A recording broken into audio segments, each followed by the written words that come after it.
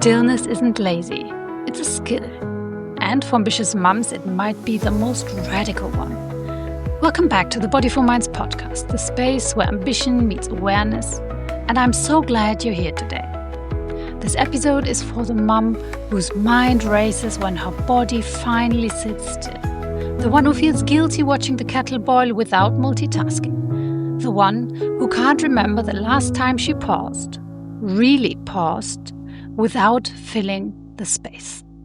Let's talk about why doing nothing feels so hard and why your body might be desperate for exactly that. We live in a culture that worships productivity, that glorifies busy. And ambitious mums, we internalize this deeply. We juggle careers, care, household, and somehow also the emotional temperature of everyone around us. So when there's finally a moment to rest, it feels unnatural, wrong even. We think, if I'm not doing something useful, I'm wasting time. If I stop, everything will fall apart. Or the classic, I should be using this time better, because there's always something on your to-do list, isn't there? Sound familiar? This productivity bias isn't your fault. It's a systemic belief, especially for women conditioned to prove their worth by output, sacrifice, and service. Stillness, then, isn't neutral. It feels like rebellion. But here's the truth. Rest isn't a reward. It's a requirement. Before your brain gives you permission to slow down, your body often tries to tell you first. Some common signs you may be in need of stillness are a racing mind that doesn't shut off even at night, shoulders permanently lifted towards your ears, that irritability you can't explain, snapping at the people you love most maybe even, feeling like your body is here but your mind is always 5 steps ahead. Stillness can be physical rest, but it's also nervous system rest.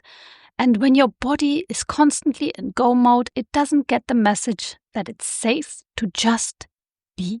Let's change that. What if doing nothing is doing something? Let's reframe. A 3-minute pause can recalibrate your nervous system. A slow tea ritual can lower cortisol. Staring out the window can unlock creativity. A mindful walk without your phone can help you process and integrate your day. These aren't luxuries, they're skills. And like any skill, they take practice. This isn't about escaping your responsibilities. It's about being able to meet them from a resourced place. Here are a few practices to experiment with. Start small. Sit with your tea or coffee. No phone. Just feel the warmth, the smell, the pause. Set a 3-minute timer. Lie on the floor. Breathe. No agenda. Notice if your mind is starting to run again. Just notice, don't judge. Take a walk. No podcast, no plan. Just you, your steps, and the moment. Maybe you hear the birds. Maybe you can hear cars. Maybe you hear the leaves rustle in the wind. Or do a body scan. Ask, where is there tension? What feels tired? What's calling for space? These micro moments create macro shifts. They teach your body that not every minute needs to be maximized, that you're safe even when you're not producing. Stillness becomes even more powerful when we use it preventively, not just when we crash. Start paying attention to your body cues. Are you sighing more often? Are you clenching your jaw or rushing tasks? Do you feel like nothing is ever quite done? These are early signs. Instead of pushing through, try pausing through. Give yourself permission to stop before the breakdown. That's where real resilience begins. Let's also talk about vacations, because rest doesn't always come automatically just because you've left work behind. Many of us tend to overload our holidays with activities, especially when we're in a new place. The FOMO kicks in. We want to see and do everything. We've paid for it after all.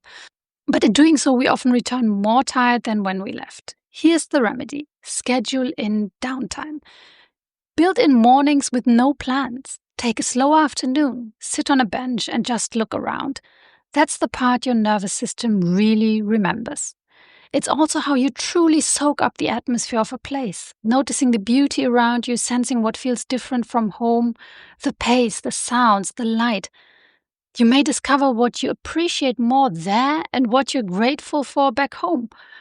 And if you're traveling with kids, even more reason to pace yourself. Children don't thrive on packed schedules. They need space to do nothing. They need moments of boredom, and so do you. Boredom isn't a failure of planning. It's a window into creativity and learning. Research shows that boredom can foster creative thinking and problem solving by allowing the brain to shift into a default mode of reflective processing. It gives both you and your kids the spaciousness to imagine, to create, and to simply be. So especially with summer vacations coming up, remember, not everything needs to be filled. Sometimes the best memories are made in the unplanned moments. Mama, rest isn't selfish. It's wise. Stillness isn't weakness.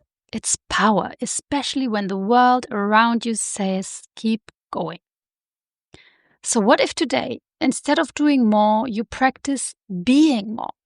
Start with one moment, one breath, one brave pause. Thanks for tuning in to Body for Minds. If this episode resonated, I'd love it if you shared it with another ambitious mama who needs this reminder. Until next time, be kind to your body and trust that stillness is strength.